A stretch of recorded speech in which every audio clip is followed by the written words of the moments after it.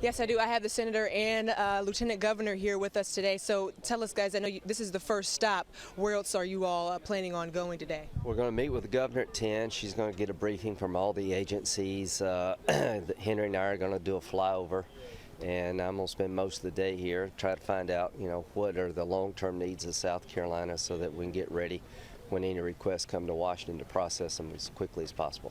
And what are you all seeing? I mean, when you're walking through these shelters or walking through the area around South Carolina, what are you seeing that needs the most help?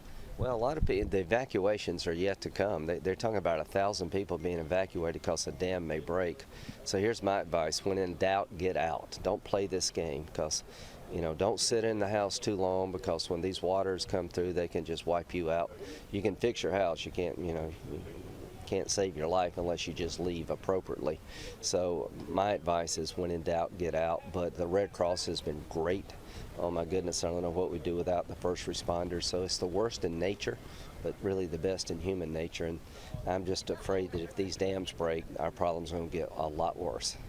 Once they do figure out what's going on with these dams, what's the next step, or do you know the next step at this point? Well, it'll have to be repaired, of course. That's going to cost a lot of money, but with a lot of the dams and a lot of the water washing away the soil, they're breaking the water pipes, and that's what's causing a lot of the shortage of water.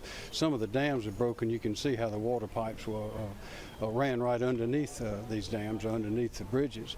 But the force of the water in the Gills Creek's watershed is enormous. It's something to see how it just pushed the dams and bridges out the way. And of course, the people that live below them have some 4, 5, 6 feet of water in their homes.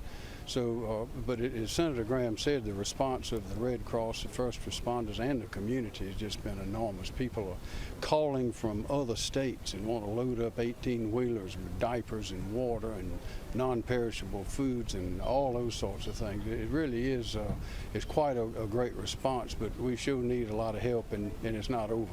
And how do you all feel when you hear that different states and people within the state are helping out, giving so much effort to help out South Carolina? Well, it makes you proud of where you live and the people you live with. We're not a perfect people, but we're a pretty darn good group of people in South Carolina. 2015 has been hell. And this is a test of us like any time in the last 1,000 years. You really can't plan for anything like this. The governor, the lieutenant governor, we're all trying to rise to the occasion, but it's the average everyday person who is bringing new clothes that they probably would like to wear to donate to somebody who's lost everything. I mean, just imagine what it's like to wake up one day and everything you own has been wiped away. Everything in your house has been destroyed. Every memory is gone. But it's a time to be grateful too, because you can replace your house and you can build new memories. You can't replace your life. So those who have lost their lives and their families, our heart breaks for you, but it does make you appreciate what you do have. Times like this makes you count your blessings. Definitely.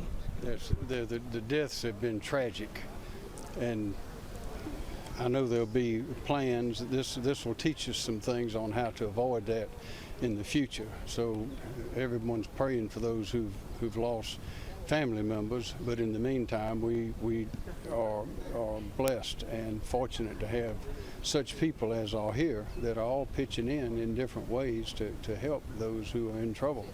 It's really a tragic thing to happen, but it's a very rewarding and comforting thing to see in South Carolina. And out of this we will rise again. All right, there we have it. And so if there's still shelter here at the AC Flora High School, once again, you are told to bring your medications, pillows, blankets. Donations for food and water aren't necessarily needed at this shelter. They do need diapers, however. So if you can find another shelter to donate your food and goods to, that would be amazing, so we can just spread the wealth out around the state. We're reporting live at AC Flora High School. Lauren Thomas, News 19, WLTX.